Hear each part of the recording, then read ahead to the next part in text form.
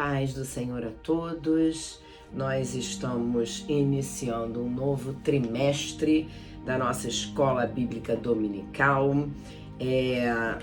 Feliz ano de 2022 para todos. A nossa lição bíblica desse primeiro trimestre de 2022 tem como título A Supremacia das Escrituras, a inspirada, inerrante e infalível Palavra de Deus. E é sobre esse assunto que nós vamos estudar nesse primeiro trimestre de 2022.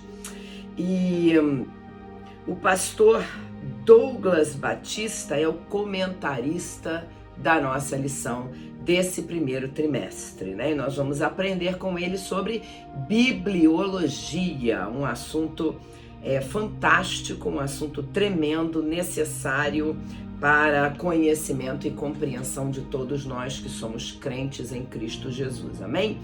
Bom, a lição de hoje, a primeira lição, ela tem como título A Autoridade da Bíblia. E o textuário da lição de hoje está em Salmo 119, versículo 1, que diz assim: Bem-aventurados os que trilham caminhos retos e andam na lei do Senhor. A verdade prática da lição de hoje diz: a Bíblia Sagrada é a autoridade final da nossa regra de fé e prática. Louvado seja Deus. Leitura bíblica em classe da lição de hoje está em Salmo 119, versículos 1 até o outro. Nós vamos fazer essa leitura bíblica nesse momento, que diz assim: Bem-aventurados os que trilham caminhos retos e andam na lei do Senhor. Bem-aventurados os que guardam os seus testemunhos e o buscam de todo o coração. E não praticam iniquidade, mas andam em seus caminhos. Tu ordenaste os teus mandamentos, para que diligentemente os observássemos.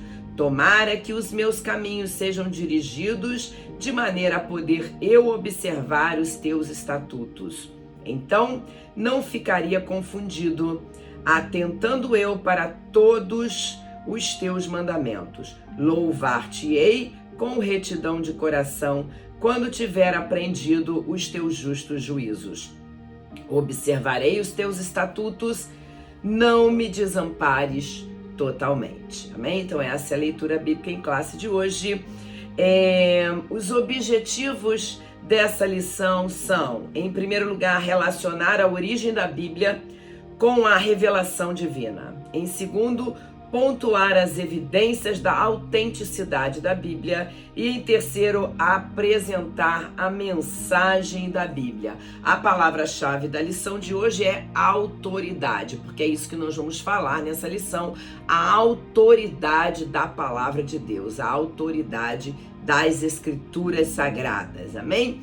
Louvado seja o nome do Senhor. A introdução da lição de hoje fala que a autoridade, né, da palavra de Deus, ela depende totalmente e exclusivamente do Deus Todo-Poderoso, do Altíssimo. Por quê? A autoridade está diretamente ligada com o autor da Bíblia. E quem é o autor da Bíblia? É o próprio Deus. Nós vamos aprender nessa lição de hoje que a Bíblia foi escrita aproximadamente por 40 autores, 40 pessoas diferentes, 40 escritores, melhor dizendo, né?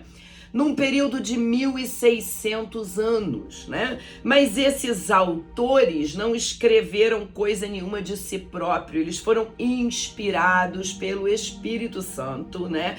40 pessoas, 40 escritores em tempos diferentes, num período de aproximadamente 1.600 anos, escreveram, né, inspirados pelo Espírito Santo. A inspiração divina é tema da lição da semana que vem, mas é como se Deus soprasse, né, dentro dos escritores sagrados aquilo que deveria ser escrito, né? Então, a palavra de Deus, ela é de autoridade divina, apesar de ter sido escrita por 40 pessoas diferentes num período de 1.600 anos. Nessa lição de hoje nós vamos ver que a origem da Bíblia e sua autenticidade, a mensagem da Bíblia, ela está diretamente ligada ao próprio Deus. Amém até aí?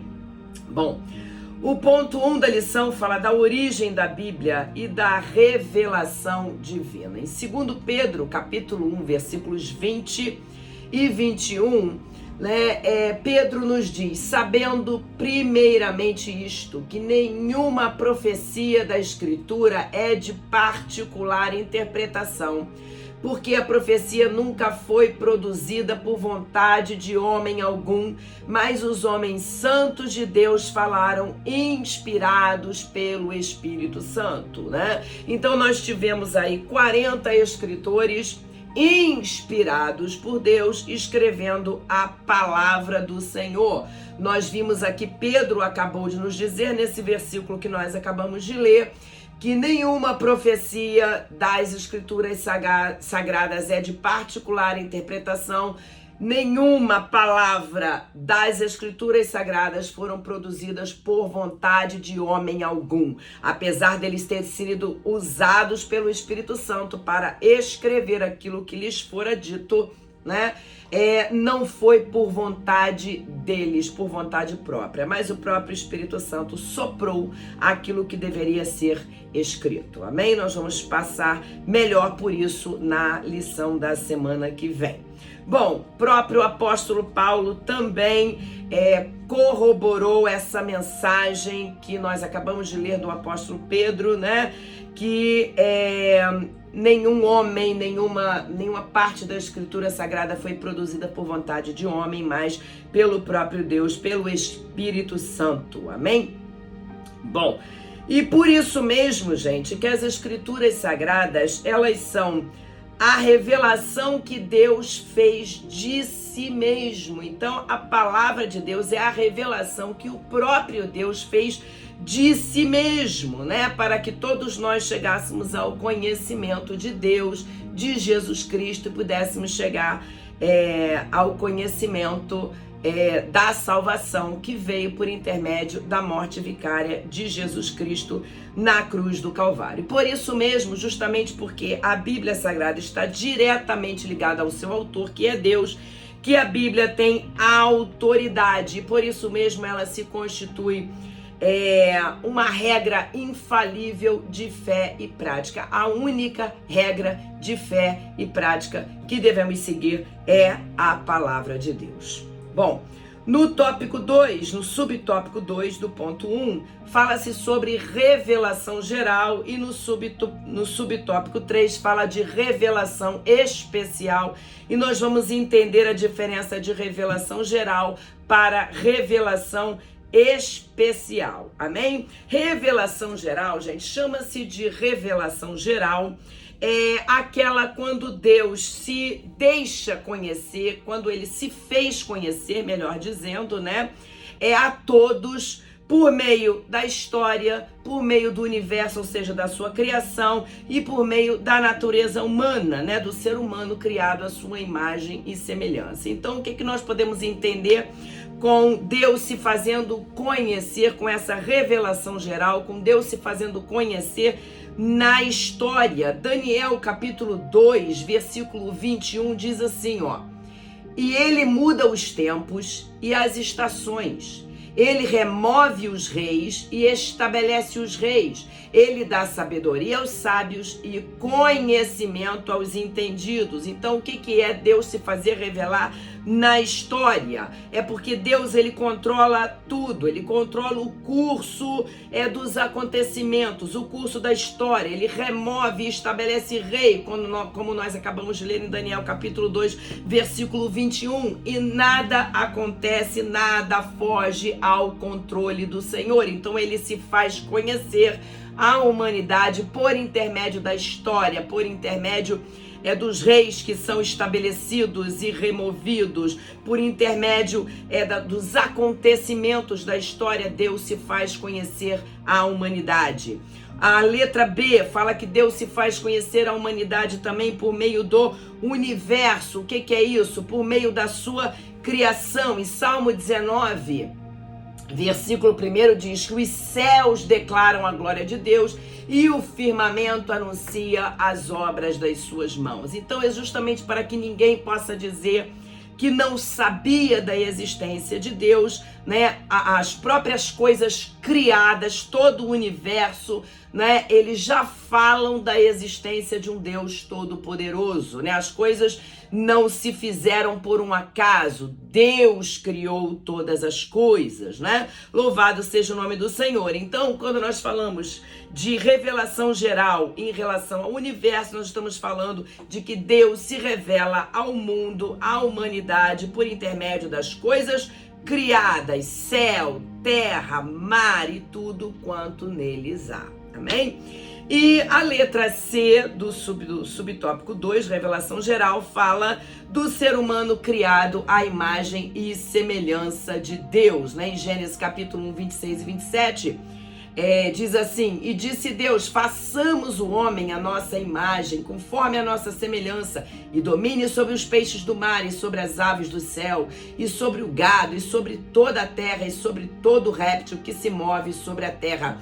E criou Deus o homem à sua imagem, a imagem de Deus o criou, homem e mulher os criou. Então o ser humano criado à imagem e semelhança de Deus também faz parte da revelação geral. Deus se faz conhecer, né, ao mundo, à humanidade, por intermédio da história, por intermédio do universo, ou seja, das coisas criadas, por intermédio do homem, do ser humano, que ele criou a sua imagem e semelhança, para que ninguém possa dizer, eu não sabia da existência de Deus. Romanos capítulo 1, versículo 18 a 21, deixa isso bem claro, quando diz assim, porque do céu se manifesta a ira de Deus sobre toda a impiedade e injustiça dos homens que detêm a verdade em injustiça, porquanto o que Deus se pôde conhecer neles se manifesta, porque Deus lhe manifestou, porque as suas coisas invisíveis, desde a criação do mundo, tanto o seu eterno poder como a sua divindade se entendem e claramente se veem pelas coisas que estão criadas, para que eles fiquem inexcusáveis, ou seja, ninguém pode dizer que não sabia da existência de Deus, porque Deus se revelou para o mundo, para a humanidade, né? Por conta das coisas que foram criadas. Louvado seja o nome do Senhor. Então isso é revelação geral. Ele se fez conhecer ao mundo por meio da história, por meio do universo, das coisas criadas, por meio do ser humano que foi criado à sua imagem e semelhança, para que ninguém fique inexcusável, para que ninguém possa dizer que não sabia da existência de Deus. Amém? E o subtópico 3 fala da revelação especial. A revelação especial, gente, se por um lado a revelação geral ela denuncia, né, a culpa humana em rejeitar o conhecimento de Deus, porque ele não tem como dizer que não sabia da existência de Deus, né? Então o homem se mostra culpado por não ter aceitado, por ter rejeitado o conhecimento de Deus, já que Deus se fez conhecer ao mundo por meio das coisas criadas, por meio da história, por meio, né, da criação do homem feito à sua imagem e semelhança. A revelação especial é como se viesse oferecer uma complementação à revelação geral. A revelação especial, gente, ela se dá a partir da pessoa de Jesus Cristo, a partir da obra de Jesus Cristo, a partir da morte vicária de Jesus Cristo na cruz do Calvário e a partir da Escritura Sagrada, porque as Escrituras Sagradas, elas falam de Jesus. As Escrituras, elas falam da obra vicária de Jesus, daquilo que Jesus veio fazer, da sua morte vicária. A morte vicária é morte no meu e no teu lugar. Não é? Então as Escrituras, o Evangelho, ele vem falar de Jesus, da pessoa de Jesus e da obra de Jesus. Então a revelação especial se dá por intermédio da pessoa de Jesus, da obra de Jesus e das Escrituras Sagradas que falam de Jesus, que falam dessa obra de Jesus. Tanto que a palavra do Senhor diz que o Evangelho é poder de Deus para a salvação de todo aquele que crê. E o objetivo da revelação especial é justamente alcançar o pecador perdido. Alcançar o pecador perdido por intermédio da pregação desse evangelho, que é poder de Deus para a salvação de todo aquele que crê, pela pregação sobre Jesus Cristo, sobre a obra de Jesus Cristo, sobre aquilo que Jesus Cristo realizou, não é? Ele levou sobre si as nossas transgressões, os nossos pecados, quando morreu na cruz do Calvário, para que todo aquele que nele crê não pereça, mas tenha a vida eterna. Então, a revelação especial que veio por intermédio de Jesus Cristo, por intermédio das Escrituras, que são a palavra de Deus, né? Ela veio para complementar essa revelação geral que Deus já havia feito de si próprio na história, na criação do universo e na criação do homem à sua imagem e semelhança. Amém? Louvado seja o nome do Senhor. Então nós vamos prosseguir. O ponto 2 fala das evidências da autenticidade da Bíblia. Então aqui nesse ponto 2 nós vamos falar sobre as evidências internas e as evidências externas da Bíblia, ou seja, que falam da autenticidade da Bíblia. E a autenticidade, gente, remete ao autor da Bíblia. Quem é o autor da Bíblia? Deus. A Bíblia é autêntica porque ela está ligada ao seu autor. E quem é o autor? Deus. Amém? Então a autenticidade da Bíblia está ligada ao autor da Bíblia, que é o próprio Deus. 2 Timóteo capítulo 3, versículo 16, a palavra do Senhor diz assim: toda a escritura é divinamente inspirada e proveitosa para ensinar, para redarguir, para corrigir, para instruir em justiça. Então o que a palavra do Senhor está nos dizendo aqui? O apóstolo Paulo, falando a Timóteo, ele diz que toda a escritura é divinamente inspirada, não parte da escritura, né? Mas toda a escritura é divinamente inspirada e proveitosa para quê? Para ensinar, para corrigir, para instruir em justiça todos aqueles que se detêm, param para aprender e estudar e ter conhecimento da palavra do Senhor. Amém? Então, a palavra de Deus é divinamente inspirada. Preste atenção que a Bíblia, ela não contém a palavra de Deus, ela não se torna a palavra de Deus. A Bíblia é a palavra de Deus. Amém? Louvado seja o nome do Senhor. E agora nós vamos aprender aqui sobre essas evidências de autenticidade da Bíblia. Que evidências são essas? Nós vamos falar primeiro das evidências internas de autenticidade da Bíblia. Em primeiro lugar, né? Fala sobre a unidade e a consistência.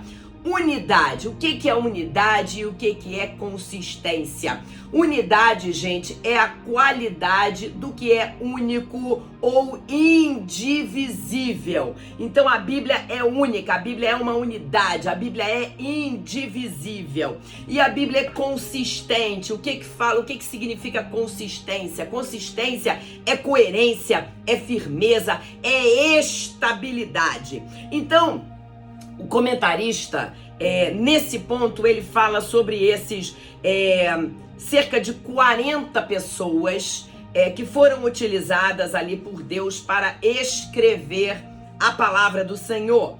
Nesses praticamente 40 pessoas foram usadas por Deus durante 1.600 anos, aproximadamente, durante esse período de 1.600 anos, 40 pessoas que a maioria não se conhecia, né? Viveram em tempos diferentes, foram utilizadas para, em circunstâncias distintas, né? E abordaram centenas de temas. Mas essas 40 pessoas, cuja maioria nem se conheceu, durante esse período de 1.600 anos, escrevendo esta palavra, e esta palavra, mesmo assim, ela é única, ela é unida e ela é consistente. Por quê? Porque o autor é um só. O autor é Deus. Apesar desses 40 escritores terem sido usados para escrever a palavra, o autor é um só. O autor é Deus. O Espírito Santo inspirou essas pessoas a escreverem aquilo que mais tarde veio a compor a palavra de Deus. Os escritos que se juntaram para compor este livro, a palavra do Senhor, que é, gente, o livro mais lido, mais traduzido, lido e vendido de toda a história. O interessante é que, de acordo com o livro Guinness dos recordes, né?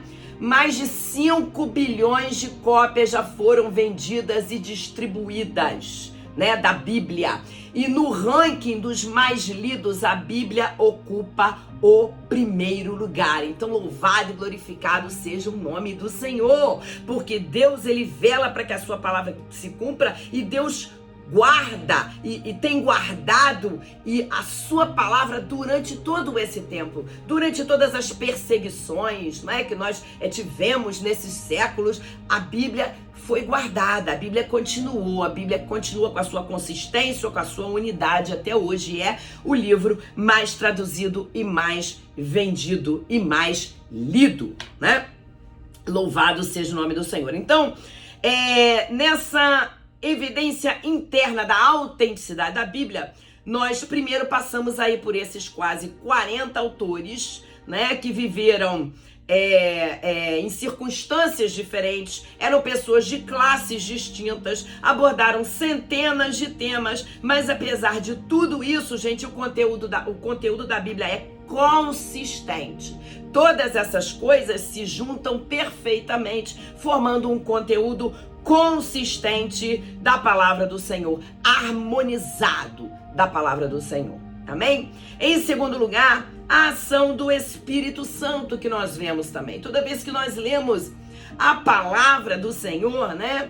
Quem já não teve essa experiência antes, lendo uma palavra, um texto bíblico, e sente assim o seu coração assim tocado pelo Espírito Santo, tocado por Deus enquanto você lê um texto da palavra. Muitos até choram. Eu já passei por essa experiência, lendo um texto bíblico e o Espírito Santo me tocar de uma maneira que eu fui às lágrimas, né? Essa é a ação do Espírito Santo, é uma evidência interna da autenticidade da Bíblia, porque o próprio Espírito de Deus fala conosco quando nós estamos ali meditando na sua palavra. E Hebreus capítulo 4, versículo 12 diz assim: porque a palavra de Deus é viva e eficaz, mais penetrante do que espada alguma de 2 gumes, e penetra até a divisão da alma e do espírito e das juntas e medulas, e é apta para discernir os pensamentos e intenções do coração.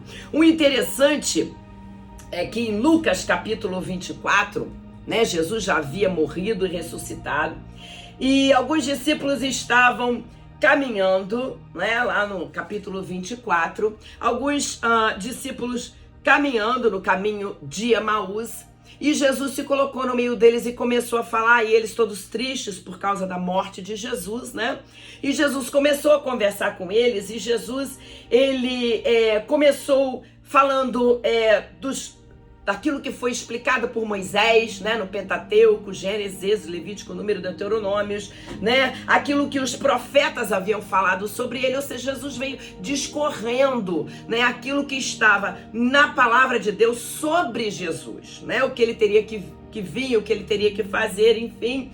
E eles não se tocaram que era Jesus que estava ali caminhando com eles, até que no versículo 31, seus olhos abriram, os olhos desses discípulos se abriram e eles entenderam que aquele era Jesus. E diz assim os versículos 31 e 32. Abriram-se-lhes então os olhos e o conheceram, e ele desapareceu-lhes. E disseram um para o outro: porventura não ardia em nós o nosso coração quando pelo caminho nos falava e quando nos abria as Escrituras?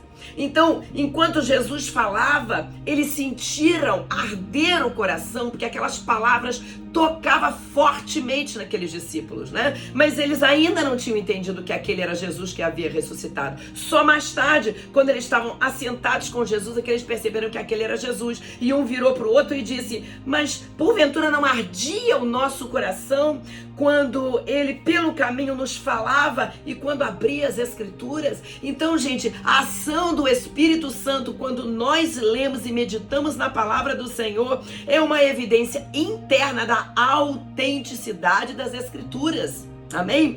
E o ponto C Outra evidência da autenticidade, evidência interna da autenticidade da Bíblia, são as profecias e eventos futuros. Profecias, né, que foram feitas e que já tiveram o seu cumprimento. Nos mostra a autenticidade da palavra de Deus, né? O comentarista da lição, ele cita aqui o nascimento virginal de Cristo, né, que foi profetizado em Isaías capítulo 7, versículo 14, e teve seu cumprimento, né, lá em Mateus fala sobre isso, nós não vamos ler. Fala aqui também sobre a sua morte na cruz, né, teve a sua profecia lá em Salmos e o seu cumprimento lá em João, né, Salmo 22:16, João 19:36, fala do seu cumprimento. O local da sua sepultura e a sua ressurreição, o comentarista também cita aqui, depois seria interessante que vocês mesmos fizessem essa leitura, para que vocês vejam partes do texto bíblico que foi profetizado no Antigo Testamento e já houve o cumprimento dessa profecia. E eu gostaria de citar para vocês também uma profecia de Daniel capítulo 2, livro de Daniel, capítulo 2, eu já tô com ele aqui, livro de Daniel, capítulo 2, né, quando fala da estátua de Nabucodonosor. Nabucodonosor teve um sonho com uma estátua, e ele queria que alguém revelasse o que significava aquele sonho, mas ele queria que as pessoas dissessem para ele primeiro qual era o sonho, né? E nenhum dos sábios ali da Babilônia conseguiu dizer a ele qual foi o sonho que ele havia tido, né? E foi levado isso a Daniel, e Daniel orou, né? Pediu também aos seus amigos Ananias, Misael e Azarias que orassem com ele, né? Que pedisse ao Senhor sabedoria, que Deus revelasse essa visão que o rei Nabucodonosor havia tido, né? Que segredo era esse?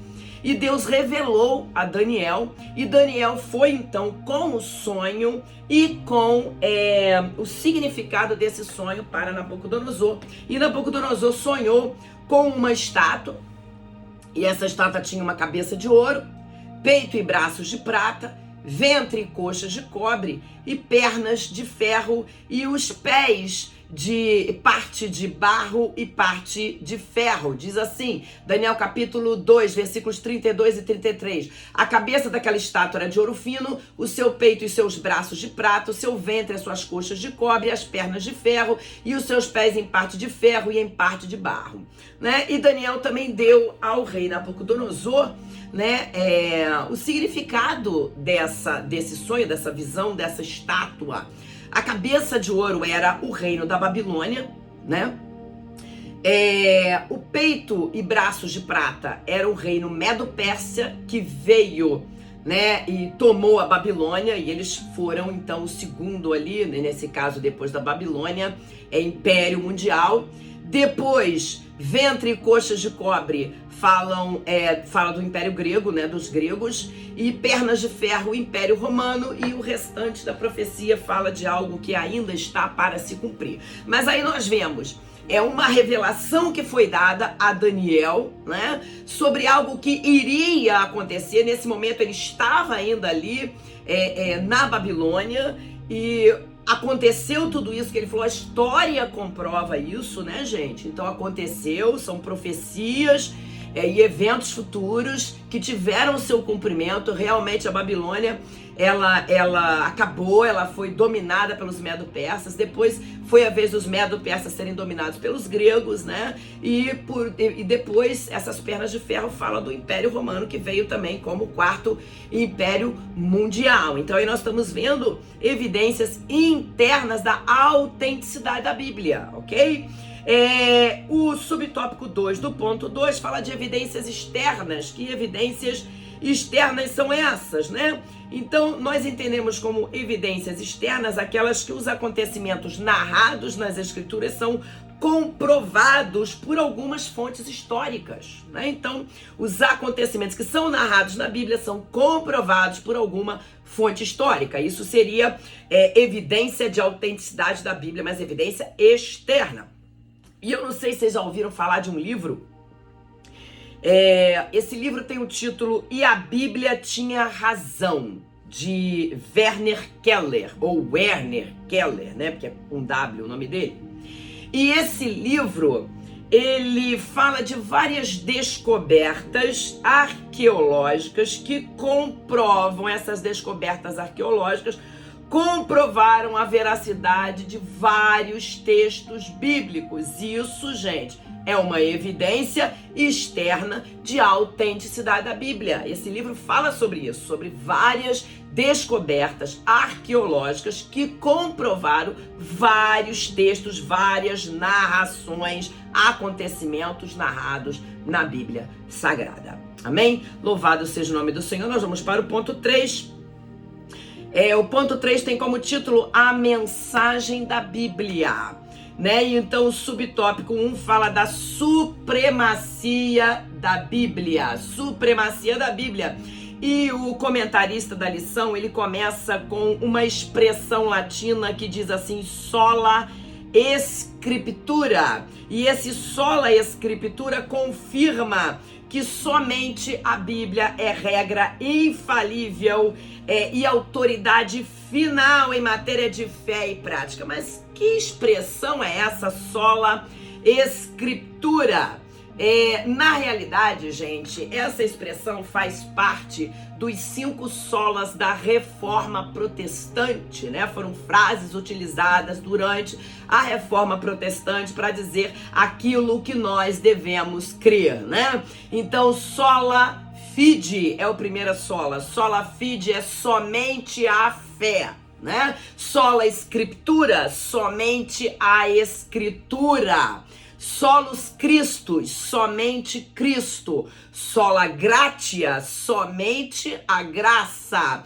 Solo Dio glória, somente a Deus devemos dar glória. Aleluia! Então esses foram frases utilizadas na Reforma Protestante, nos dizendo que a nossa salvação, gente, é pela fé em Cristo, é somente pela fé em Cristo, né? E pela graça, somente pela graça, aleluia! Que é algo imerecido. Graça é dom imerecido, ninguém merece a salvação é pela graça. Louvado seja o nome do Senhor e somente a Deus nós devemos dar a glória. Louvado seja o nome do Senhor. E essa expressão, somente a Escritura, nos mostra que a Escritura, a palavra de Deus, ela é a regra infalível e autoridade final em matéria de fé e prática nas nossas vidas. Preste atenção que a Bíblia, ela fornece todo o conhecimento necessário e indispensável para que nós possamos manter uma comunhão necessária com Deus e com o nosso próximo, né? Nós precisamos amar a Deus, né, em primeiro lugar, e ao nosso próximo como, meu Deus do céu, a nós mesmos, né? Então nós precisamos amar o nosso próximo. Nós não podemos dizer que nós amamos a Deus a quem nós não vemos se não amamos o nosso próximo, que está aí à nossa frente, né? E todas as doutrinas necessárias para a nossa salvação, gente, estão na palavra de Deus, estão nas Escrituras Sagradas. Por isso, sola Escritura. Somente a Escritura Sagrada é regra infalível e autoridade final de fé e prática para nós cristãos. Amém? Somente a Escritura. Nós não precisamos de nenhuma tradição humana, de nenhum outro livro, de nada mais escrito nenhum para nos mostrar doutrina para a salvação. Toda a doutrina necessária, tudo aquilo que nós precisamos saber sobre a salvação está nas Escrituras Sagradas. A salvação é pela fé em Cristo. A salvação é pela graça, dom imerecido. Louvado e glorificado seja o nome do Senhor. Em segundo lugar, fala sobre o poder da palavra de Deus, né? O segundo subtópico do ponto 3. O poder da palavra de Deus. Então, a palavra do Senhor em Jeremias capítulo 23, versículo 29 diz assim: porventura a minha palavra não é como fogo, diz o Senhor, e como um martelo que esmiuça a pedra. Então, a palavra do Senhor aqui ela é semelhante ao fogo que destrói, ao fogo que purifica, e é também semelhante ao martelo que esmiuça a pedra. né? Então, louvado seja o nome do Senhor. O que nós podemos entender com essa palavra que compara aqui a palavra de Deus ao fogo que consome, ao fogo que purifica e ao martelo que despedaça a penha? O que nós podemos entender? Essas qualidades aí de fogo e do martelo, né? Aos quais a palavra do Senhor é comparada, indicam que nada pode impedir o cumprimento da palavra de Deus. Nos mostra aí o poder da palavra de Deus no mundo físico. Nós sabemos em Gênesis que tudo foi criado pela palavra de Deus. Louvado seja o nome do Senhor. Deus deu uma palavra e a luz foi criada. Deus deu uma palavra, houve separação, né, entre o mar. Então tudo foi criado pela palavra de Deus. Nos mostra o poder da palavra de Deus sobre o mundo físico. Louvado seja o nome do Senhor. Aleluia. E outra coisa que nós podemos entender aqui também, por essa palavra, né, é que o poder da palavra de Deus é capaz de derrubar também fortalezas. Então, a palavra de Deus tem poder sobre o mundo espiritual. E a palavra de Deus também tem poder sobre a nossa mente. Hebreus 4, versículo 12 diz: porque a palavra de Deus é viva e eficaz, mais penetrante do que espada alguma de dois gumes, e penetra até a divisão da alma e do espírito e das juntas e medulas, e é apta para discernir os pensamentos e intenções do coração. Então a palavra de Deus também tem poder sobre a nossa mente. Então olha aí o poder da palavra de Deus que nós entendemos.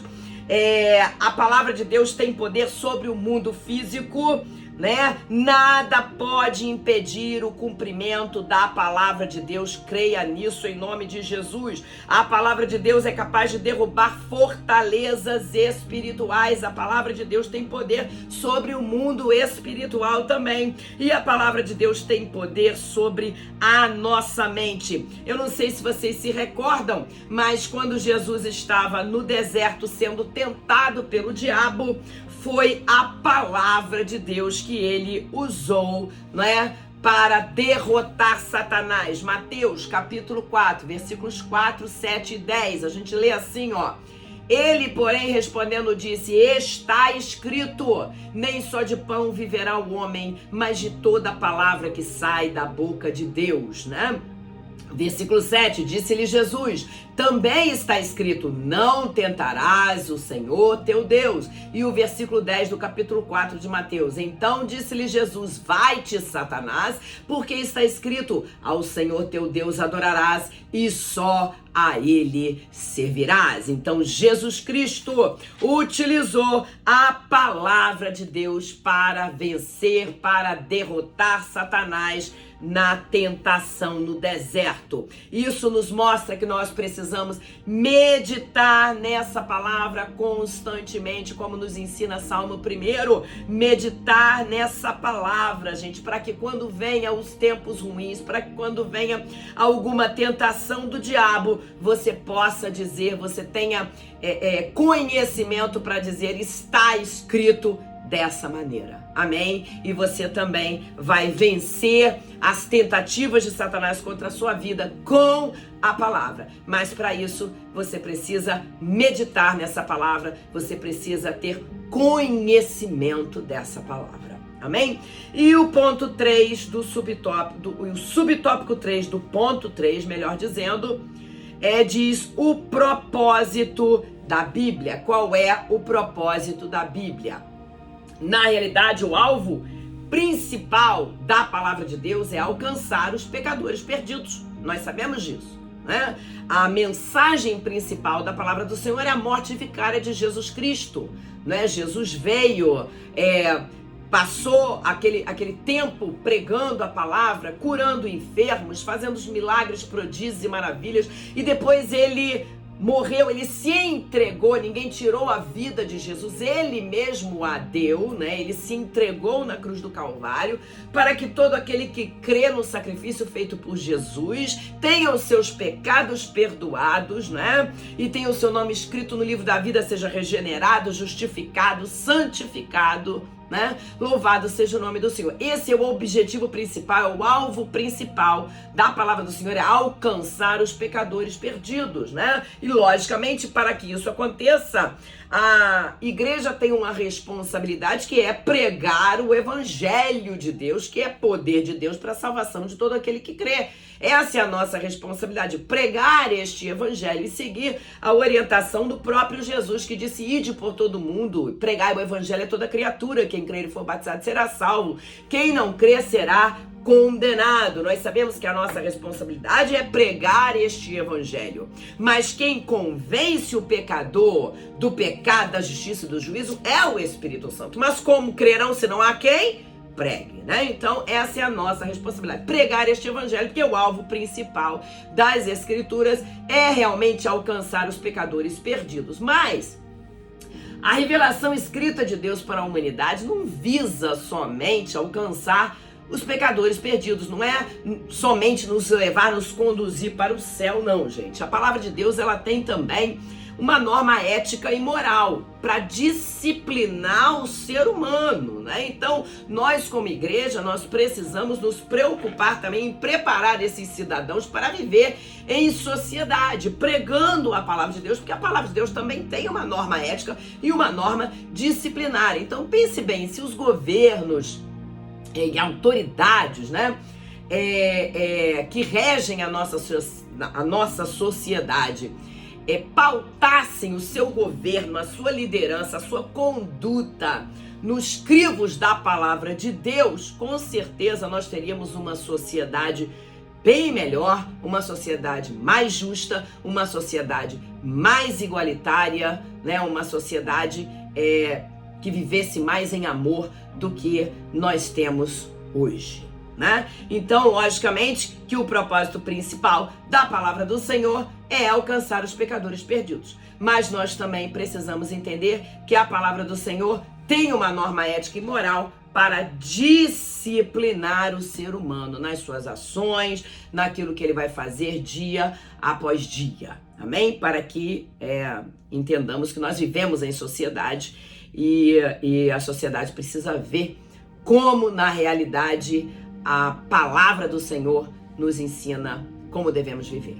Amém? Bom, a conclusão da lição de hoje diz assim: as Escrituras são de origem divina. Nós já vimos isso, né? A autenticidade da Bíblia está ligada ao seu autor, que é Deus. Deus se deu a conhecer por meio da história, do universo, da humanidade, né? Nós já falamos sobre isso, é a revelação geral de Deus, né? Quando Deus se faz conhecer de maneira geral pela história, pelo universo, pela sua criação e pela humanidade, né? O homem que foi criado à sua imagem e semelhança.